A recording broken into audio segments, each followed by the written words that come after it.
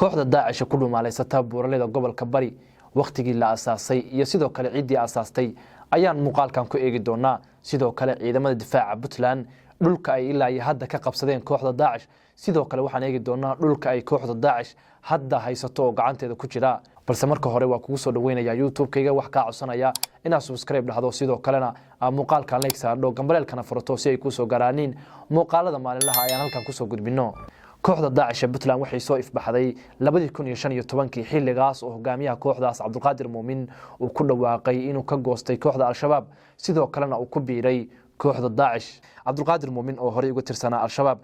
ayaa sheegay inuu ku biiray ururka Daacish oo uu markaasi ku qancay sida uu sheegay fikirka ururka Daacish oo markaas ku xooganaa Ciraaq iyo sidoo kale Suuriya. laga soo bilaabo 2015 kooxda Daacish waxay si tartiib ah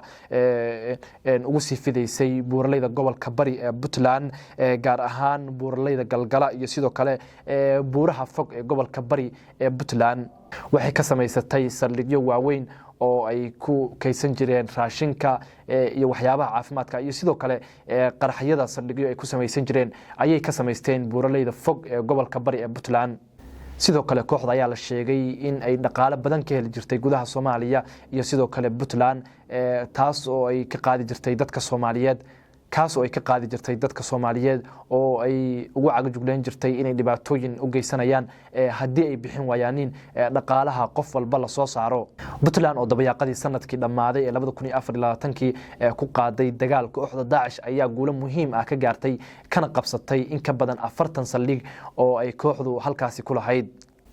saldhigyada ay ciidamada difaaca Puntland kala wareegeen ayaa kamid ah saldhigyadii caafimaadka kuwii qaraxyada kuwii raashinka iyo sidoo kale ceelbiyoodyo ayay ciidamada difaaca Puntland kala wareegeen muddadii ay dagaalka kula jireen kooxda Daacish ee ku dhuumaaleysata buuraleyda gobolka Bari ee Puntland. ciidanka Puntland muddadii ay dagaalka kula jireen kooxda Daacish si guud waxay gaareen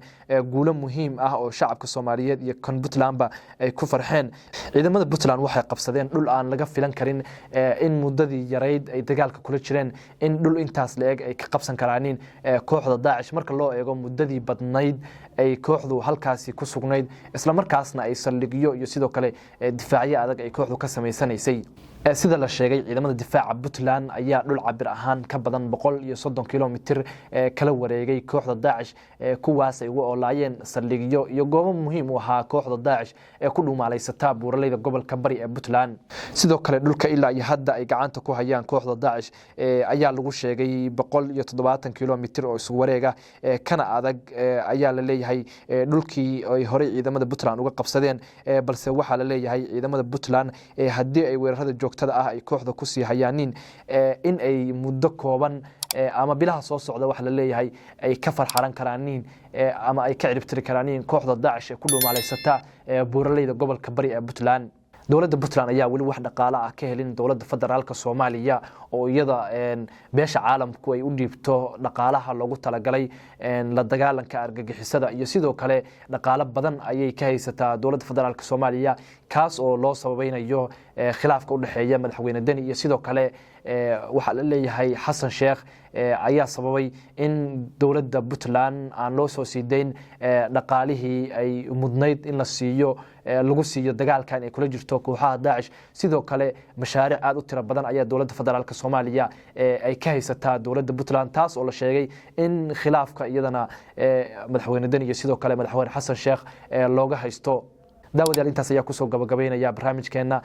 caawa. haddii aad halkan nala soo gaartay waxaan ka codsanaya inaad mar kale YouTube-kayga kusoo biirto muuqaalkan leegi saarto sidoo kalena gambaleelka furto si ay kusoo gaaraaniin muuqaalada maalinlaha ayaan halkan kusoo gudbino.